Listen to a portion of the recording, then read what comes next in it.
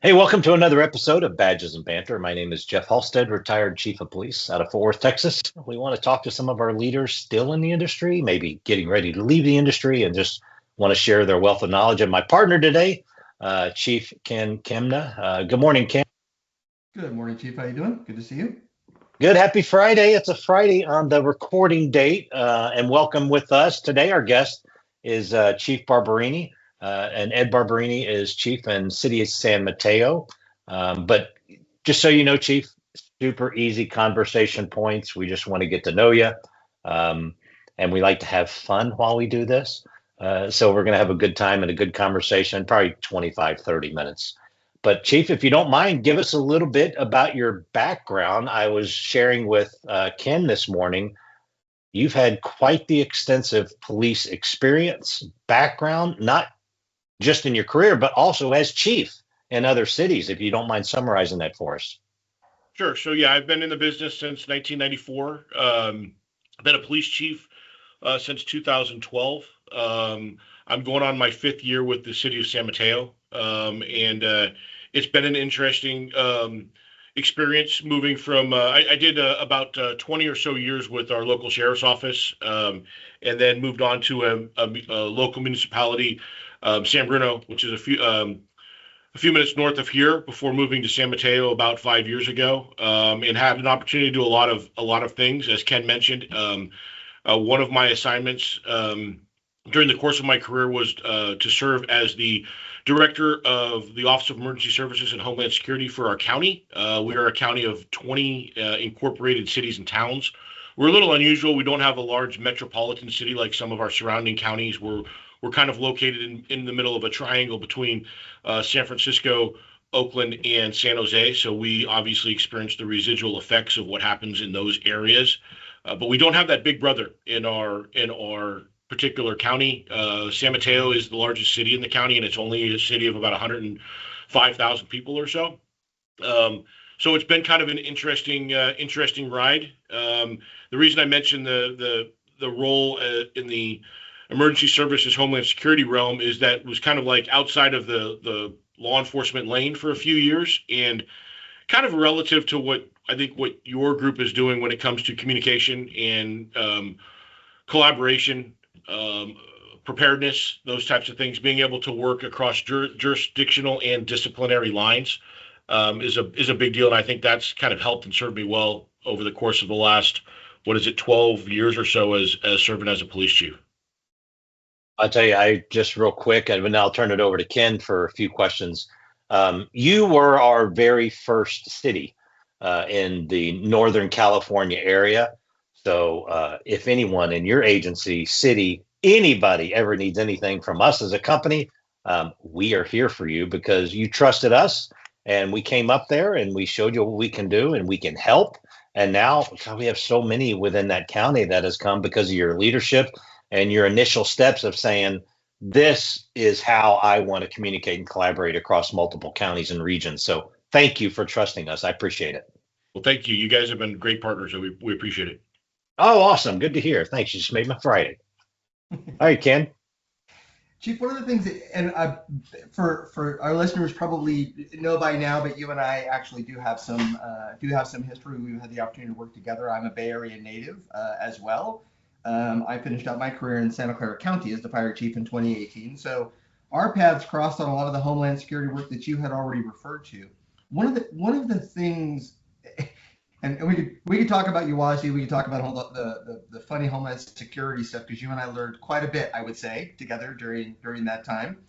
One of the things that really strikes me about the North Bay, about San Mateo County specifically, is man, you guys, you have game. I mean, San Mateo, you guys cooperate on a level that is really something to be admired. I really do admire what I have seen out of San Mateo County, from all disciplines, fire, law, and emergency management. Your ability to cooperate and collaborate and explore things like Connect and other things as well. And I'm curious, where does that come from? That's not my experience. My experience in the South Bay is a little bit different. So I'm sort of curious, where does that come from? Well, I think it's two things. One is it's by necessity. As I mentioned earlier, we don't have that large metropolitan entity to rely on when things go bad to come and bail us out. So we need to work together. When there are critical incidents in our county, it's a multi-jurisdictional response every time. You mentioned that I've had some interesting experiences as police chiefs. You know, I was the police chief in San Bruno during the active shooter at the YouTube headquarters. We also had an active shooter in a regional shopping mall up there. I was at OES unfortunately during the San Bruno pipeline explosion. So I've just kind of fallen into the major instances in our county where that collaboration was required. There's no one entity in our county that could handle that alone. Like I said, we don't have a San Francisco or an Oakland or San Jose in our county. So we need to lean on one another. And while those are examples of some high profile type of incidents, it really happens every day. If we have a critical incident, which we have daily in our county, it's truly a collaborative response. So part of it is by necessity. I think that's just something that we have to do in order to be successful in this county. And then I think the second is a cultural one. I think that and maybe one relates to the other, but there is we have good working relationships here. We're not perfect. I think that you mentioned Uwasi, and my experience in dealing with that is I think that there are some surrounding counties who address their communication challenges a little bit better than we have when it comes to traditional radio communications. We were out ahead of a lot of counties with being able. I mean, any police officer in the county can turn to a channel and talk to any other police officer in the county, and that was unique for a while. But we're still based on an analog system. And when the P25 platform came out, I don't know that we understood it as well as some of the other counties did. And I don't know that we took the approach. I think in hindsight, maybe we would have taken a little bit of a different approach.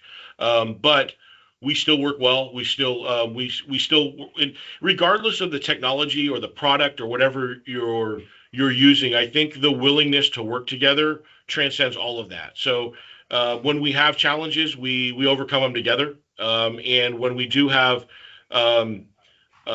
strong, especially communication avenues, and your product is an example of that, we leverage those well because there's that willingness to work together. And I think, and having never worked, I mean, I've only worked in this county, and having never worked in other counties, I've been exposed, obviously, primarily San Francisco was my biggest partner when I was at OES and doing the UASI stuff. And, they're a city and county, and we often get folks who, because of retirement systems and all that, who migrate down from larger cities and end up working here in the latter part of their career.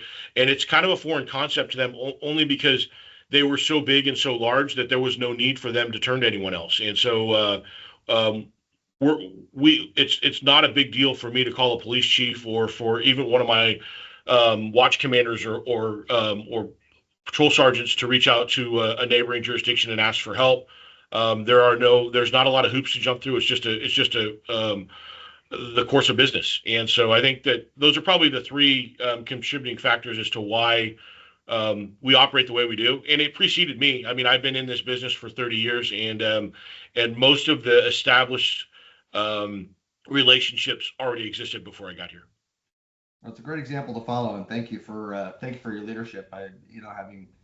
Having been a fire service leader in the Bay Area, though, it is definitely something to be admired, and I appreciate it. Chief, when you talked about, being in that area, that triangle that you talked about with San Francisco and Oakland and San Jose, you have that. I always refer to that as like this Metroplex bleed over, like all of the major city issues, they will have a bleed over to these other jurisdictions. So, when I was out there in person and I talked to the Chiefs Association and the group, you can tell in about 3 minutes how tight some of these groups are. And your group was socializing instantly as soon as every new chief walked in. And I could tell this group works really, really well together. Then I've been in some others in some other states where there's a distinctive divide between like cities and counties and other jurisdictions.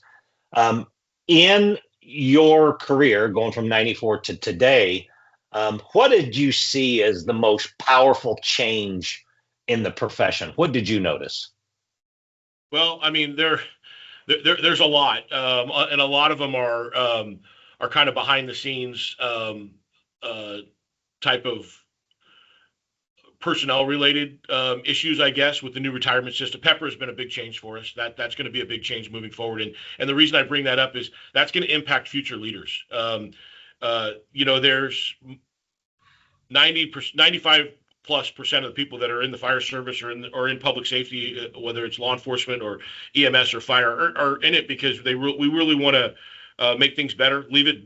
I mean, our ultimate goal is there's no finish line in our business. We don't work in the private sector where we make a nice sale or we complete a project and we can all go high five and go get a drink and celebrate. Every time we deal with one particular issue, there's a handful more that we need to deal with. So I think that the reason I bring the issue of what our workforce looks like is we really need to incentivize the younger generation to assume those roles.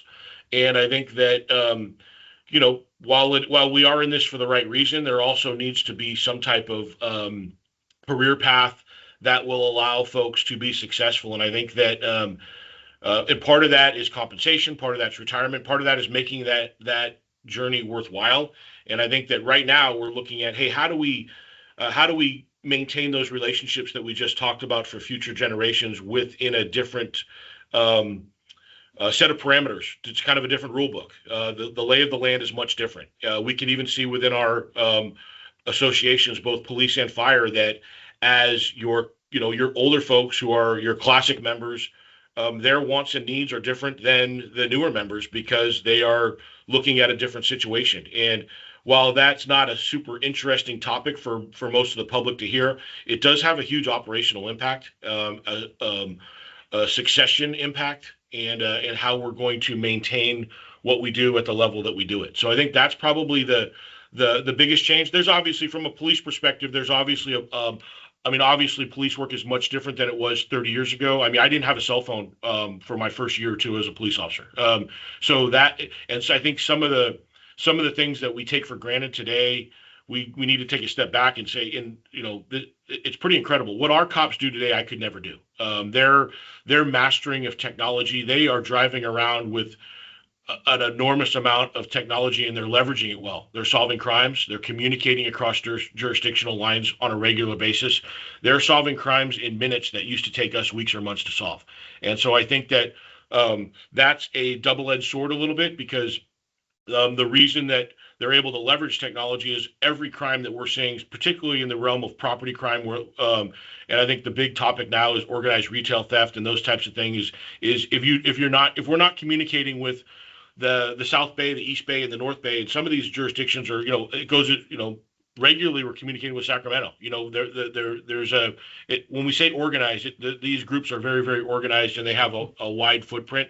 So what officers are able to do with their cell phone or in their car is much different than, I remember doing FI cards and I had a little box with Polaroids, and I would flip through my Polaroid and I'd either have to get on a mutual aid channel and broadcast out that everybody heard my conversation, or I'd have to, go back to a substation or find a payphone in order to relay that information. So what they're able to do, how they're able to identify people, license plate readers, cameras, all of that is amazing.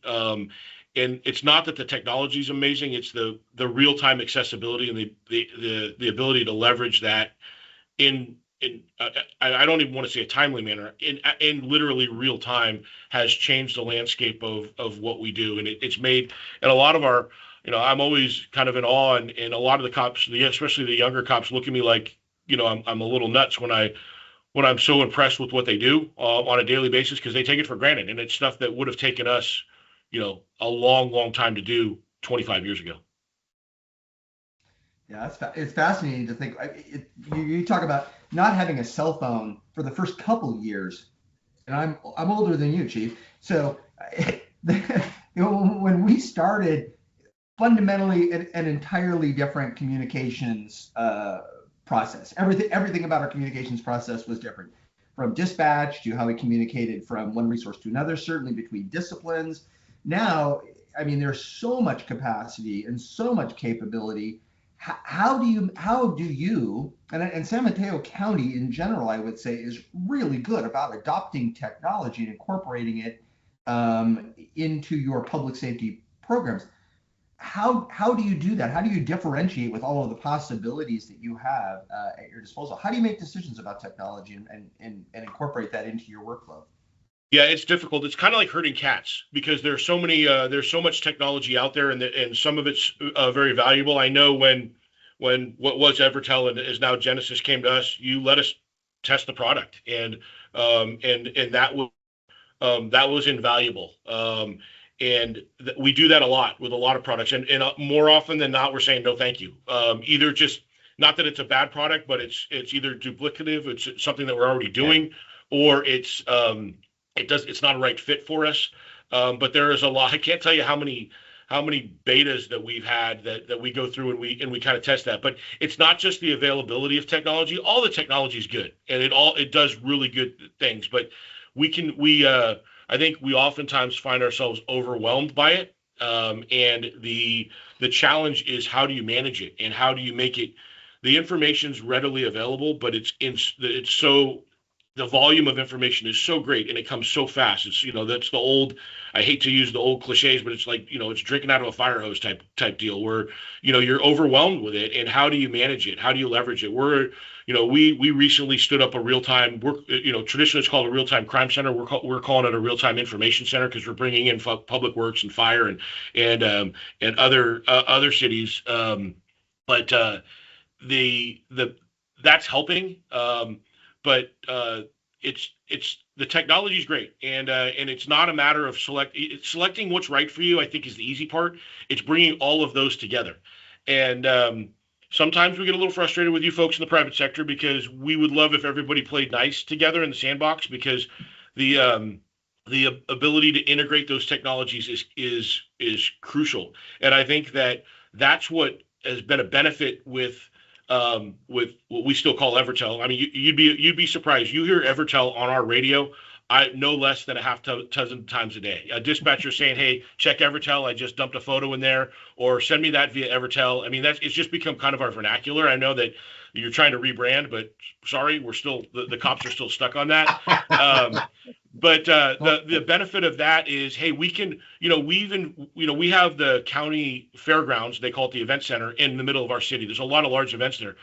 We can invite them into our communication platform under Genesis or Evertel, and it's seamless. And before it was over email, or it was a group chat. It wasn't protected information, so you had to be careful what you're sharing, because if there's personal information that you're sharing, or stuff that has investigative value that you don't want to be made public, it would be vulnerable. But the true value of the technology is how well does it interact with one another? How well can we interface with, or how well can our existing technologies interface with one another? Because without that, you're still going to five, even though the information is more readily accessible, you still may have to go to 5 or 6, 7 places to figure it out. Whereas if we can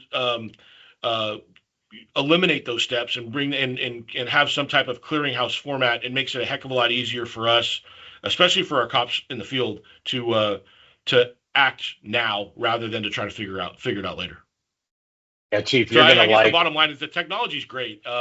Problem is it's sometimes it's a little overwhelming for us, and we're always 3 or 4 steps behind the private sector. We're always 3 or 4 steps behind the bad guys, actually, when it comes to technology. So that's never going to change. That's just the nature of the beast. So for us, if I'm speaking with a vendor, regardless of what the technology is, whether it's CAD, whether it's whether it's some type of crime analysis software, whatever it is, my first question is, what's your ability to interface with our existing technologies? Yeah, exactly. And you're really going to like what 2025 has, and it's going to come your way. In fact, I'm going to lean on you probably in the summer. I want you to beta something that's probably going to be our most powerful feature edition.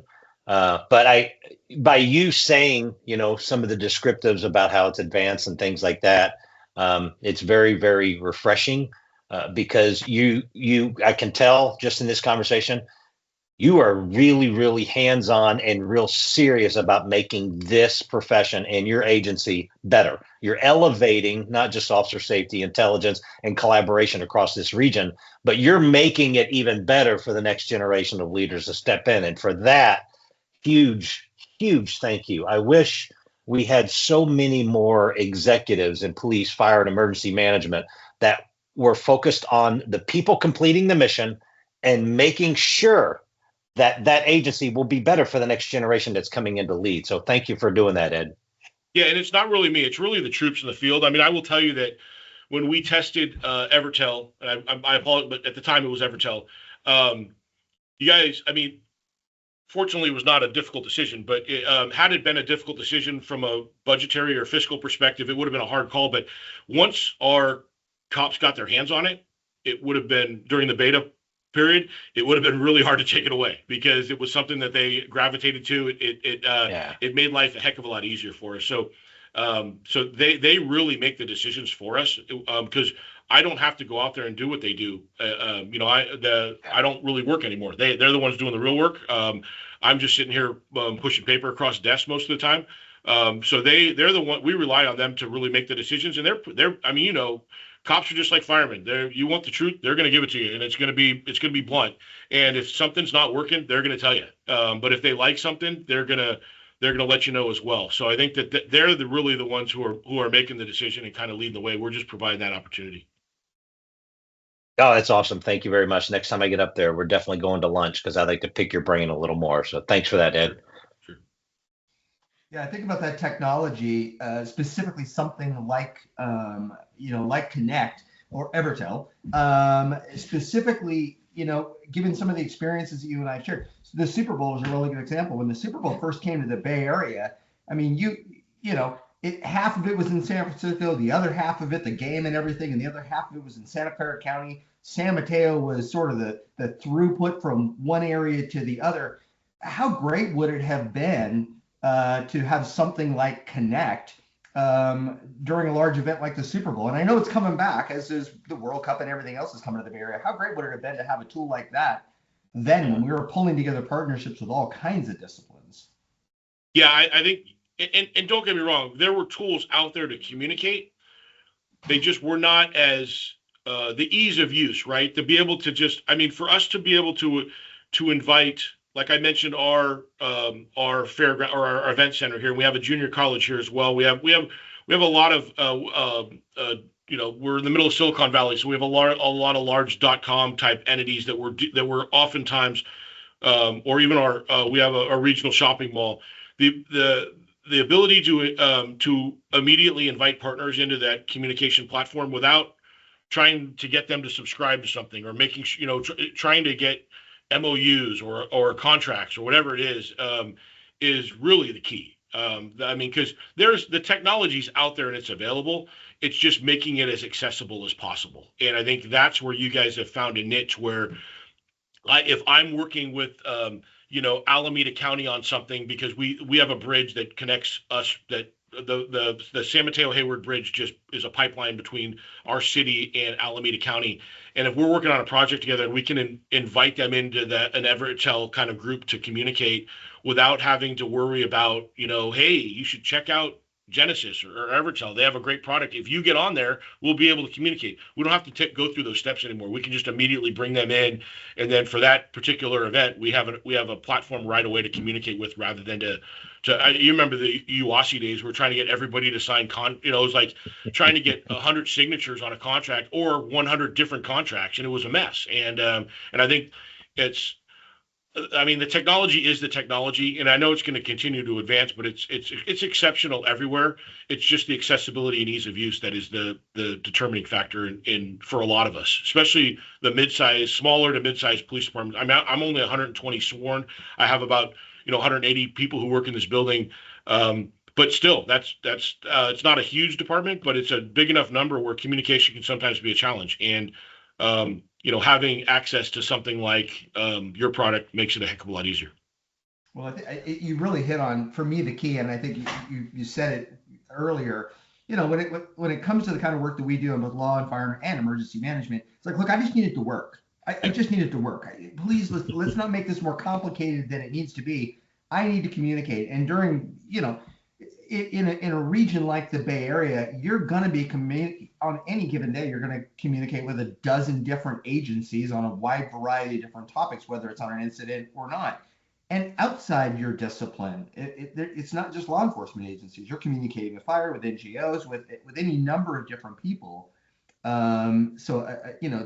Tools like that really simplify that communication process, for me, fundamentally change the way we do the work that we do. Yeah, we oftentimes, even Park and Rec, they have a lot of big events. We'll bring them in, we'll bring Public Works in, and we can all communicate together. And then once they figure out how easy it is, they love it. They just like, oh, at first they're like, what is this? And then we just here it is, and it's just a plug and play. And I think once it takes literally less than 2 or 3 minutes for them to like, oh, okay, and we're off and running. So that's the real key. I mean, everybody, from our perspective, and I'm the farthest thing from being an expert in technology. The technology is just running full speed ahead in all areas. The challenge for us is like I mentioned before, making sure it can integrate with one another, and how easy is it and how accessible is it to use, and that's what separates what we consider to be successful partners from those that are just too difficult to proceed with. Yeah, to your earlier point, there's tons of technology, there's tons of software, there's tons of solutions. There's myriad opportunities for us to buy something that really doesn't necessarily serve our needs. Your job is infinitely more complex today than when you started. So simple solutions that make the job of your officers and your ability to do the work that you do easier. That's the critical piece. And that's where true leadership, frankly, from my perspective, comes in, because you need to make those decisions about what works and what doesn't work. And you and I have both spent plenty of money on software that didn't quite do what we wanted it to do. And it's very, very, very frustrating. Spent a lot of UASI funds on stuff that doesn't exist anymore. Bought a lot of robots, brother. Yeah. Hey, Chief, you have a very, very strong educational background. Do you think that was essential in being successful as chief in multiple agencies, as your commitment and your passion for, furthering your education? Well, I mean, I'm not a real bright guy, but growing up, I wasn't like your premier student, through my high school years. Never wanted to be a cop. This whole thing's kind of a big accident for me.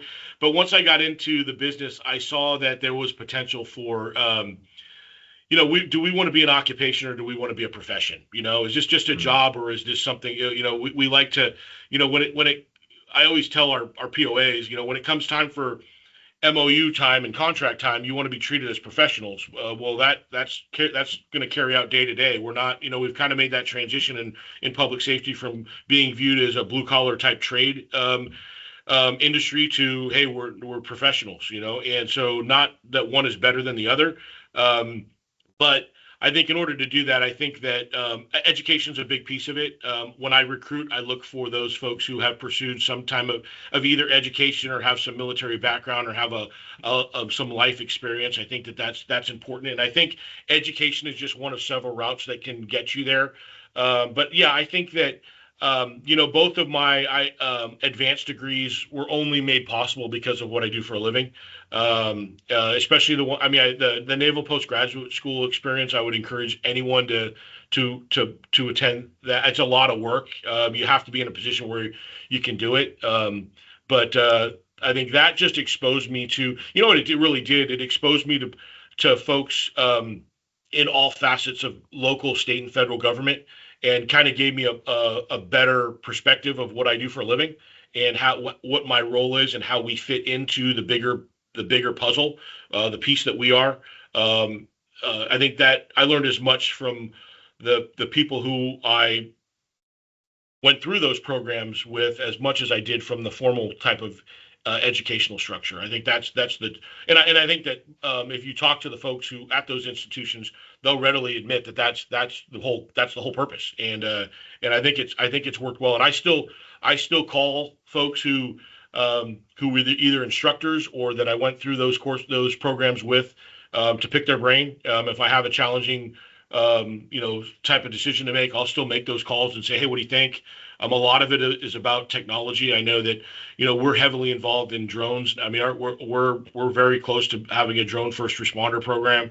Our real-time information center, those are game changers. Those are eyes and ears that we've never had before. And I mean, it won't be long before we will be able to have eyes on a scene within 100 seconds at any location in our city, which, our response times, the industry standard is 7 minutes. We historically try to keep it under 5, but having eyes on in less than 2 minutes, as opposed to trying to get a cop there in under 5 is I don't think people understand how significant that is. And it's only because of technology. It's only because of the relationships through, not only my educational experience, but my professional experience in talking to folks and learning that's going to be possible. So there's a lot of, I think in order to be successful in this job, you have to have a lot of humility and have to be able to recognize that you don't know what you don't know. And I think that's what makes you stronger. I remember when you guys approached us, I had a very small view of what I wanted the product to accomplish. And before I knew it, we were doing a hell of a lot more than I even intended to. I mean, I saw your product as solving one particular challenge that we had internally, and that's an afterthought now. I mean, that's just a no-brainer. It's doing much more than I had anticipated it would do. We got some good stuff coming your way this summer. But before Ken asks you our final question, which is a fun question. So with your multiple advanced degrees, do you have a desire maybe to be an instructor or at the university like professor someday? Yeah, I've done, right now I teach a junior college course. I've taught at a law enforcement centered 4-year university. I enjoy teaching. I enjoy it. I enjoy it a lot. It's a challenge now. I teach one class. It's kind of a dual enrollment class where we take juniors and seniors in high school, and we've partnered with the junior college so they can get credit in high school credits to graduate, obviously, but then they're getting college credits before they even graduate from high school. So that's been a rewarding program because I don't treat it as a recruiting tool. I don't care whether these kids want to go into the law enforcement field or whether they want to go into any other field. I'm more interested in the whole kind of concept of critical thinking and and really taking an objective view of what's going on in whatever field you choose to pursue and not be influenced by other folks. I mean, I think we've all fallen through in that trap throughout our careers that you kind of look to people and you trust people, and that's great. But at the end of the day, the decisions that you make, you have to own. So you really have to take that objective kind of perspective. So that's kind of what I kind of bring to the classroom is like, hey, just because I'm saying it or you're reading a textbook this isn't math or science. There's no right or wrong answer here. The answer most of the time is somewhere in the middle, and you have to arrive there on your own. So that's kind of the philosophy I bring to the classroom is, because I tell you something, don't take it as gospel. And just because you read it in a textbook doesn't mean that those folks know any more than anyone else because they have a couple degrees. Think for yourself and continue to ask why. And I think that's kind of what I've took me a while to get there, but I think over the last 10 years or so, it's my first question is why? Why are we doing this? Why do we need it? What problem are we solving? There's a lot of really cool products out there. There's a lot of really cool equipment, and they look cool, and it's cool to say that you have them. But are they sitting in a basement gathering dust, or are you using them? Are they really solving problems that you need to solve on the day to day? And some of them are people would consider like we have good crime here. Obviously, I talked about the residual impacts of where we're located with the big cities, and crime we're a very safe city. We're very lucky. We're not a violent city, but we have businesses, and we're an attractive destination point for those who want to commit crime. But the reality is we could solve the sexiest crime in the world today, and tomorrow I'm going to come in to the office, and the 3 complaints I'm going to get are going to be parking, traffic, and homeless. And I understand it because that actually touches people every day. And what we've been doing, and technology has been a big part of addressing all of those issues. So it's continuing to ask, hey, what do I need to accomplish? What do I want? How do I want to get how do I want to get from point A to point B, and what does point B actually look like? And is what I'm doing here, or whatever I'm buying into, is that going to help me accomplish what I'm gonna get done? And I think taking that objective view has probably helped a little bit. I mean, I still make a ton of mistakes every day. Don't get me wrong, but I think that there's a lot. You go to IACP and you walk through that trade show, right? And it's like Disneyland for cops, right? I mean, they got dog robots, and they got all kinds of all this other stuff, and everything really looks cool. But I walk around there going, would I really ever use that? Or will that allow me to do something I can't do right now? And I'll be honest with you, over half the booths and vendors there, the answer is probably no. I can either probably already do it, or it's something that is super cool, but I'm really not gonna use it. And so that's the hard part, is not being tempted by trying to keep up with the Joneses and actually do what really matters. Yeah, good point. Thank you. All right, Chief. Final question. A little bit more relaxed. This is a personal question. Sure. Tell us about your favorite vacation you ever took. Oh gosh. So, well, it's going to be weird. I'm a big college football fan. And so a lot of our vacations, and God bless my wife, she realizes that, and she likes to travel. And so she's become a college football fan and kind of figured it out. So we've, I guess, we did a lot of it's based on road trips. I don't know if I have a one favorite vacation, but we've kind of done a circuit where we'll go away for a week or two and hit like a couple college football bowl games or playoff games. We did that in New Orleans. We've been down to the Rose Bowl a couple times. This year we're actually she swindled me on this one. New Year's we're going to go to the Sugar Bowl to see Georgia play whoever wins the Notre Dame Indiana game tonight actually. But then I guess there's a college football game in the Bahamas, and we've been to the Bahamas before, and we loved it. So she swindled me to like, hey, we're going to stop in New Orleans, and then we're going to go to the Bahamas because there's a Bahama Bowl. So I'm looking forward to that. But I would say that, just getting away, relaxing. My wife and I took a nice trip to the Bahamas and made no plans, and just laid on a beach, kind of disengaged from the world for about a week. And I like a beach. I like the ocean, and just kind of disappeared for a week. And I don't get to do that a lot. And that was about 5 or 6 years ago. So that was probably the, when we travel, we like to have no plans and just kind of get in the car and go or do nothing. And so that's kind of, it's not very exciting, not very interesting, but it's who we are. Well, it's definitely treating you well. I find it very interesting. Thank you, sir. It is. No, thank you. Chief, thank you so much for your time on a busy Friday. As we're recording this, we're right before the holiday season, Christmas and New Year's. So thanks for all you do. Thanks for your commitment to the profession and for leading that great city. And hope you have a safe holiday season, and Happy New Year to you.